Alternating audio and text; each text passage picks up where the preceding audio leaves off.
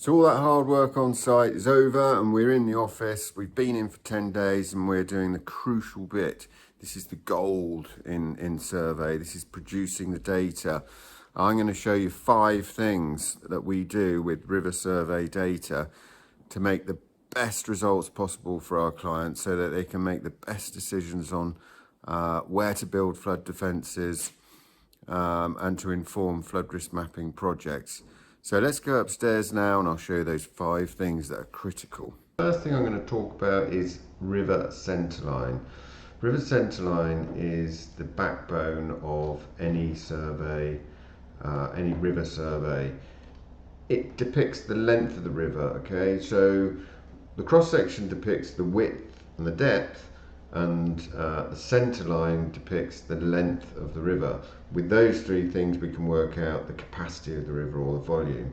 So it's important that we get the centre line right, and we trace that off 1 to 2500 OS mapping, but occasionally we find that it doesn't quite work like that, because let's have a look at this bend here. It doesn't quite go in between the river as it's denoted on the map.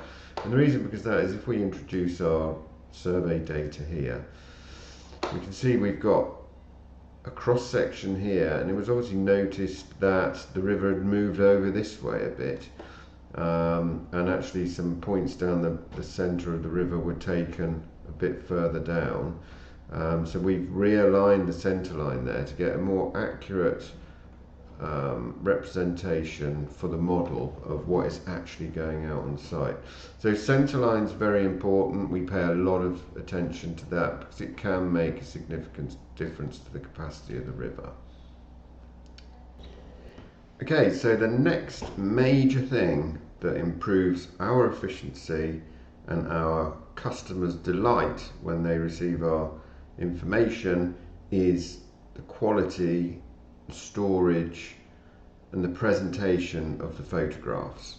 So let's just have a quick look at this little bit of river here. This is Fell Mill. This is a loop off the River Stour. This small loop on this river here has got 122 photographs in it. You got to sort out where they were all taken from, because the customer wants a list of where all these photos were taken and in which direction they were taken. So this is a great tool for bringing in photographs into our survey model. So we take photographs from the left bank, the right bank, upstream and downstream. We make sure that the quality of photographs is good enough to see what is going on. We also put a pole in the photograph as well to give it some kind of scale. It's often quite difficult to get good photographs, especially in the summer when there's foliage up. As you can see there, you can only just about see the river here, but we take enough photos to show what is there at the time. The really clever thing about this software is that the photographs actually associate themselves with the cross section that they're nearest actually.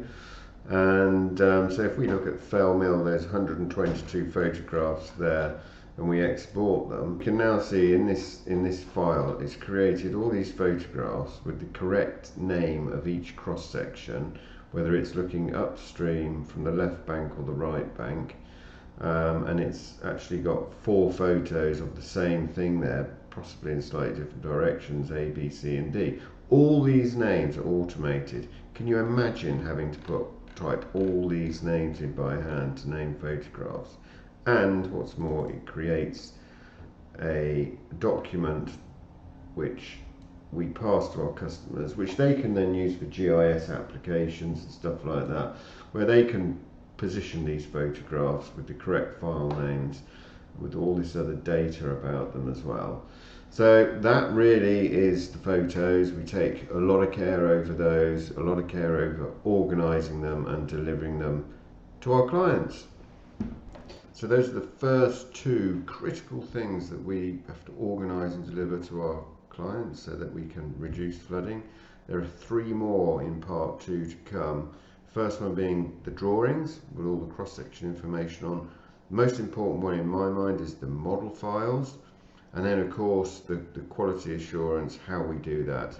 So stay tuned and that'll be out soon. Thank you. Bye.